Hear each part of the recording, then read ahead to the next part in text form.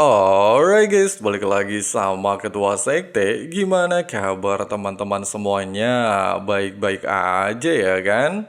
Nah, seperti biasa di hari Kamis sore dan sesuai dengan jadwalnya, kita bakalan ngelanjutin lagi pembahasan spoiler versi novel Solen 2,5 ya guys ya. Seperti biasa buat teman-teman yang baru gabung atau belum sempat nyimak pembahasan spoiler-spoiler bagian sebelumnya, Mimin saranin nonton dulu ya guys ya, supaya teman-teman gak gagal paham ngikutin kelanjutan spoiler di bagian kali ini. Untuk linknya udah ada di kolom deskripsi. Oke lah guys, nggak usah kebanyakan drama lagi di awal video. Langsung aja kita terobos versi novelnya ya guys ya.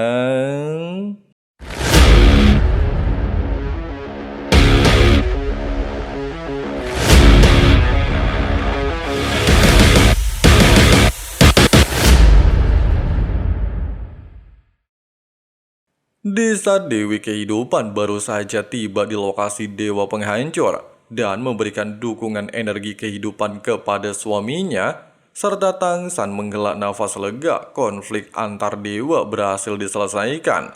Baik Xiuwu, Dewa Kehancuran, dan Dewa Ponik telah tiba di sisi Dewa Emosi dan Dewa Makanan. Sementara Dewa Kesombongan dan Dewa Kemalasan terlihat begitu lemah di hadapan mereka.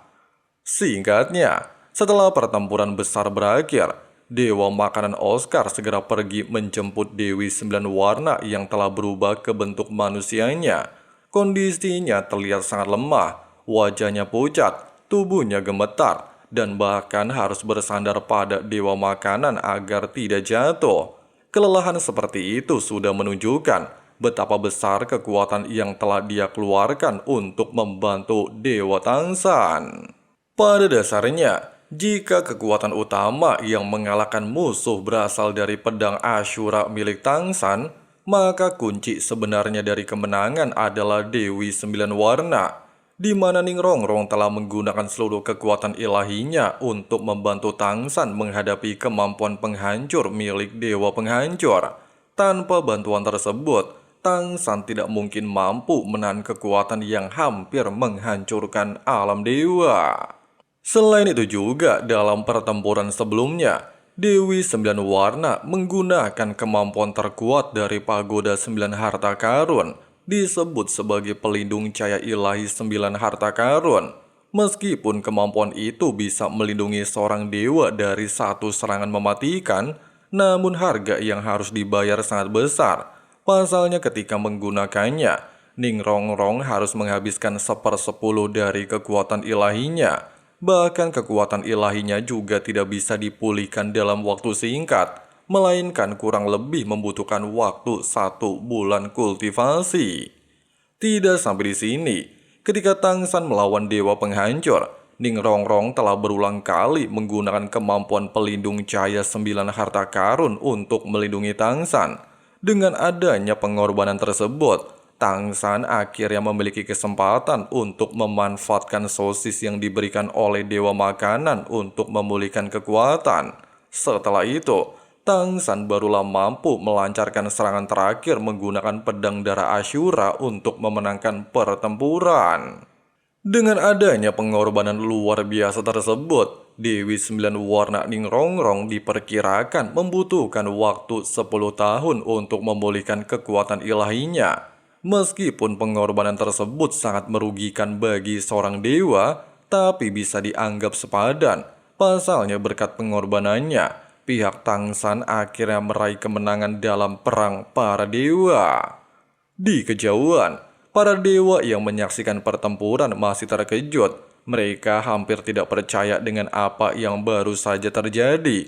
Tangsan hanya memimpin 2 dewa tingkat pertama dan 6 dewa tingkat kedua. Namun mereka berhasil mengalahkan Dewa Penghancur yang memimpin 8 dewa tingkat pertama.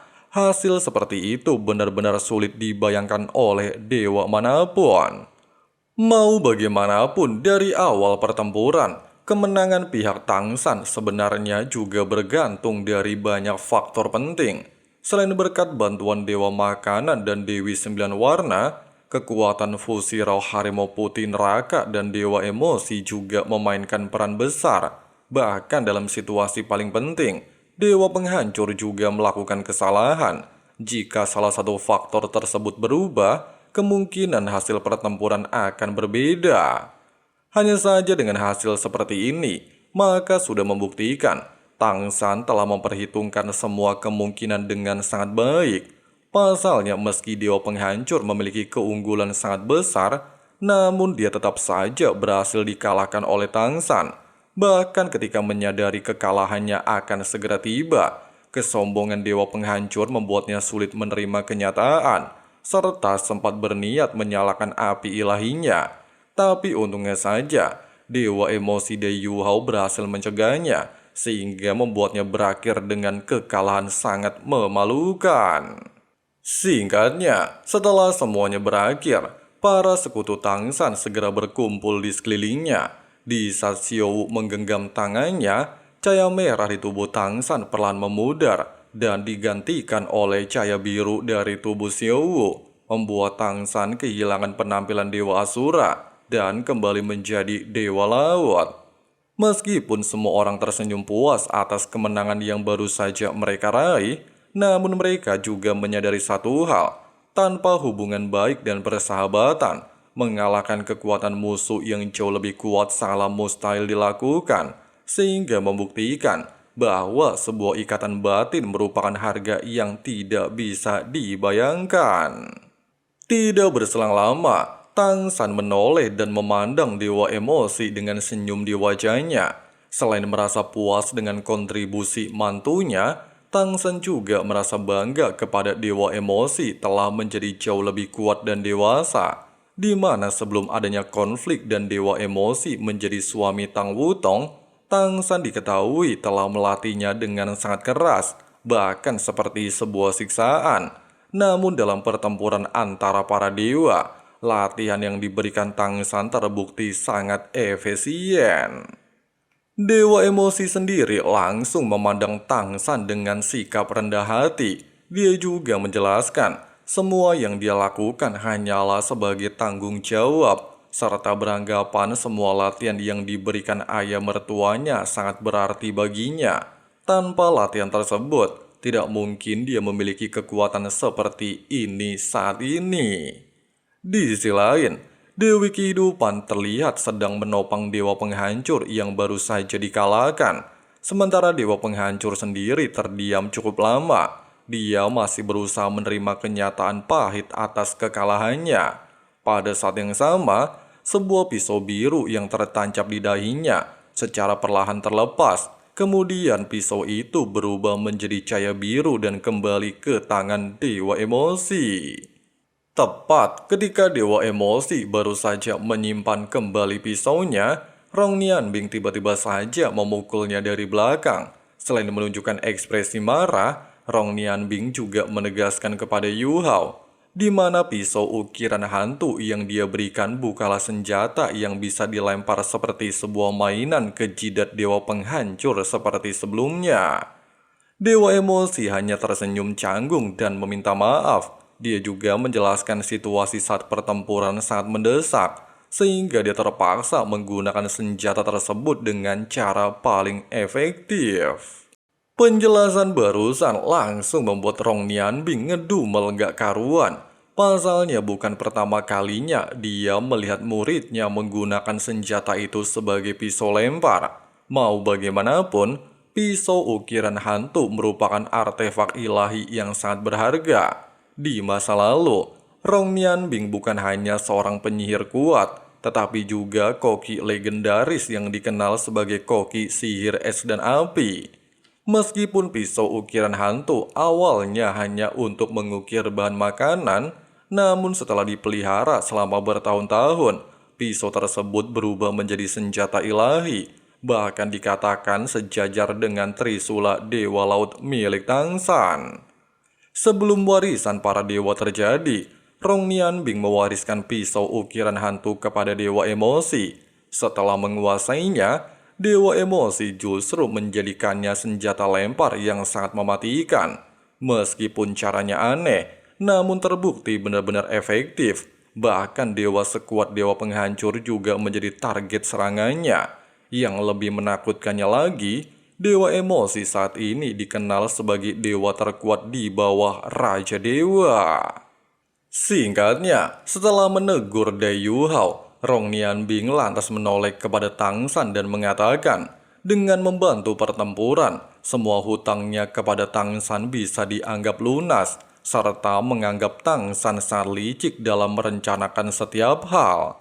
Bukannya membalas ucapan barusan, Tang San justru tersenyum dan membungkuk ke arah Rong Nianbing bersama 7 dewa elemen sebagai tanda terima kasih atas bantuan mereka.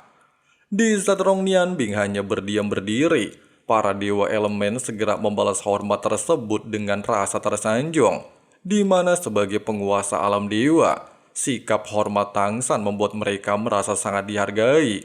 Selain itu, kemenangan besar dalam pertempuran juga membuat semua pihak merasa lega dan bahagia. Tidak berselang lama, sebuah suara tiba-tiba terdengar penuh kemarahan dan bertanya, kenapa semua ini terjadi? Suara itu berasal dari dewa penghancur, sehingga langsung menarik perhatian semua dewa yang hadir. Namun pertanyaan itu sebenarnya bukan ditujukan kepada Tang San, melainkan kepada seorang dewa yang berdiri tidak jauh di belakangnya. Disebut juga sebagai dewa kehancuran alias Hercules yang mengenakan baju zirah perak. Dialah dewa yang pada saat terakhir justru membalikan keadaan dalam pertempuran. Sejak awal, rencana Tang San memang sangat matang. Namun kemenangan itu tidak akan terjadi tanpa tindakan Hercules. Pada saat paling kritis, Hercules tiba-tiba berbalik melawan pihak dewa penghancur. Tindakannya membuat dewa kecemburuan, dan para dewa dosa asal lainnya langsung kehilangan keunggulan. Bahkan kekacauan yang terjadi setelah pengkhianatan membuat seluruh kekuatan pihak dewa penghancur runtuh. Singkatnya, menghadapi tatapan penuh amarah dari dewa penghancur, Hercules tidak terlihat takut. Sambil terbang ke sisi Tang San dan melepaskan helmnya, Hercules lantas membungkuk ke arah dewa penghancur dan meminta maaf. Dewa penghancur sendiri masih menatapnya dengan kemarahan besar. Dia benar-benar tidak bisa menerima kenyataan bahwa orang yang selama ini dia percayai justru mengkhianatinya. Dengan suara penuh emosi, dewa penghancur menuntut penjelasan dan bertanya apakah selama ini dia tidak cukup baik terhadapnya. Hercules menjawab dengan jujur dan menegaskan, sejak pertama kali memasuki alam dewa, dewa penghancur memang telah banyak membantunya, memberinya kesempatan untuk tumbuh, belajar, dan menyesuaikan diri dengan kehidupan para dewa. Karena itulah dia sangat menghargai kebaikan tersebut. Hanya saja tidak sampai di sini, Hercules juga menjelaskan, kebaikan Tang San justru lebih besar dari apa yang selama ini diberikan dewa penghancur. Di mana ketika Hercules masih hidup di dunia manusia, serta menghadapi musuh sangat kuat, dan bahkan membuatnya hampir tewas, dewa Tang San secara tidak terduga turun dari alam dewa untuk membantunya. Di mana Tang San bukan hanya menyelamatkannya dari kematian dan mengalahkan para musuh, tetapi juga menyelamatkan seluruh keluarganya. Selain itu juga, Tang San pernah menawarkan sesuatu yang sangat mengejutkan, menawarkan kepadanya untuk mewarisi posisi Dewa Asura kepadanya, di mana posisi tersebut merupakan posisi tinggi di alam dewa dengan kekuatan mengerikan. Namun pada saat itu, Hercules menolak tawaran Tang San. Pasalnya dia tidak ingin meninggalkan keluarga dan kehidupan di dunia manusia. Pengakuan barusan jelas membuat semua dewa yang hadir sangat terkejut. Mereka tidak menyangka Tang San pernah dengan sukarela menawarkan posisi dewa tertinggi kepada orang lain. Dengan kata lain, Tang San selama ini tidaklah pernah dibutakan oleh kekuasaan di alam dewa. Dewa penghancur juga terkejut mendengarkan hal tersebut. Dia merasa hal seperti itu hampir mustahil. Pasalnya menurutnya, tidak ada dewa yang rela melepaskan kekuatan sebesar itu. Di saat keheningan dan keterkejutan masih terasa, Rong Nianbing lantas angkat bicara. dan membenarkan ucapan Hercules. Dia juga menegaskan bahwa Tang San pernah ingin mewariskan posisi Dewa Laut kepada orang lain. Tidak lain orang tersebut adalah Dai Yu Hao yang saat ini menjadi suami Tang Wutong. Namun sayangnya, Dai Yu Hao justru tetap ingin mewarisi posisi Dewa Emosi. Mendengarkan hal tersebut, tatapan Dewa Penghancur langsung tertuju kepada Tang San dengan pandangan sangat rumit. Bahkan dia mulai menyadari mungkin selama ini telah salah menilai Tang San. Tang San sendiri hanya menghela nafas dan mengatakan, sejak lama dia sudah mencoba menjelaskan niatnya, tetapi Dewa Penghancur tidak pernah benar-benar mau mendengarkan. Dia sebenarnya tidak pernah berniat memperebutkan kekuasaan di alam dewa. Bahkan sekarang pun, Tang San masih bersedia menepati janji selamanya untuk memperluas alam dewa jika waktunya tepat. Setelah mengatakan hal itu, Tang San kembali meminta Hercules untuk melanjutkan penjelasannya. Sambil mengangguk, Hercules mengatakan, setelah menolak tawaran Tang San di masa lalu, dia tetap hidup sebagai manusia biasa. Namun seiring berjalannya waktu, orang-orang yang dia cintai satu persatu meninggal karena usia. Ketakutan akan kematian mulai menghantuinya, sehingga dia mulai berlatih keras agar bisa mencapai batasan kekuatan manusia dan mencoba kembali menghubungi Tang San. Tetapi sebagai manusia biasa, dia tidak memiliki cara untuk mencapai alam dewa. Pada saat itulah, Dewa Kehancuran menemukannya. Setelah melakukan berbagai ujian, Hercules akhirnya diangkat menjadi Dewa Kehancuran dan bergabung dengan pihak Dewa Penghancur. Sejak saat itulah, dia mengikuti perintah Dewa Penghancur dengan setia. Hanya saja, ketika dia mendengar Dewa Penghancur ingin memperluas alam dewa dengan cara berbahaya, dia mulai ragu. Meskipun sempat ikut andil menangkap Tang San, namun ketika Tang San menjelaskan kepadanya semua resiko dan kebenaran, hal itu langsung membuatnya menyadari bahwa rencana Dewa Penghancur justru akan menyebabkan bencana bagi alam dewa. Dengan adanya alasan tersebut, dia akhirnya memilih untuk berpihak kepada Tang San, bukan karena hanya rasa terima kasih, melainkan demi menjaga kestabilan alam dewa. Mendengarkan penjelasan barusan, wajah Dewa Penghancur berubah muram. Dia menyadari ambisinya memang membuat banyak dewa merasa khawatir. Meskipun masih marah, dia mulai menerima kenyataan bahwa rencananya telah gagal. Setelah menghela nafas panjang, Dewa Penghancur lantas melemparkan sebuah benda kepada Tang San, di mana benda tersebut merupakan token pengendali pusat alam dewa yang pernah dia rebut dari Tang San. Bahkan setelah menyerahkan benda tersebut, Dewa Penghancur pada akhirnya benar-benar mengakui kekalahannya. Di saat Tang San mengangguk menerima token pusat alam dewa, semua dewa yang hadir langsung menyadari satu hal penting, di mana Tang San bukan hanya memiliki kemampuan luar biasa, tetapi juga merupakan pemimpin paling istimewa sejak alam dewa dibentuk.